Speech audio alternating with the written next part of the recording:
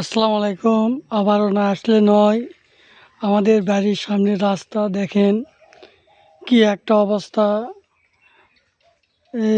এইভাবে কি রাস্তা দিয়ে হাঁটা যায়? নতুন সরকার, নতুন এমপির কাছে জোরহাত দাবি করতেছি, আমাদের এই রাস্তাটি করে দিন। বিগত সরকার যারা ছিল তারাও বলছে রাস্তা হবে, ভোট দেন, ভোটের সময় আসে ভোট দেন, ভোট দেন কোতে কোতে ভোট নেওয়া যায়, কিন্তু ভোটের পর আর খোঁজ থাকে না তাদের। এই রাস্তাটা করে দিলে আমাদের কত সুবিধা হয় দেখেন।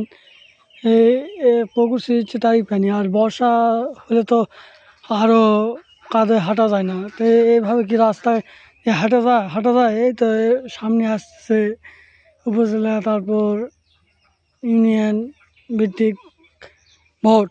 দেখা যাক এবার আসে যে প্রচুর কী দেয়, কয় না হয় যে প্রস্তুতি না কি কয়, ওরা দেয়। তাহলে এরকম রাস্তা করে দাও, তারপর ভোট দেবো।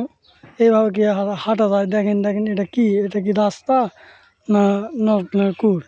আবার না আসলে নয়। নতুন এমপি, নতুন সরকারের কাছে আবেদন, এই রাস্তাটা অন্তত করে দেন আমাদের বাড়ির রাস্তা থেকে। এই বর্ষাকাল আসতেছে, হাঁটাই যাবে না, এমনিতে এই পুকুরের পানি যে করে আসতেছে।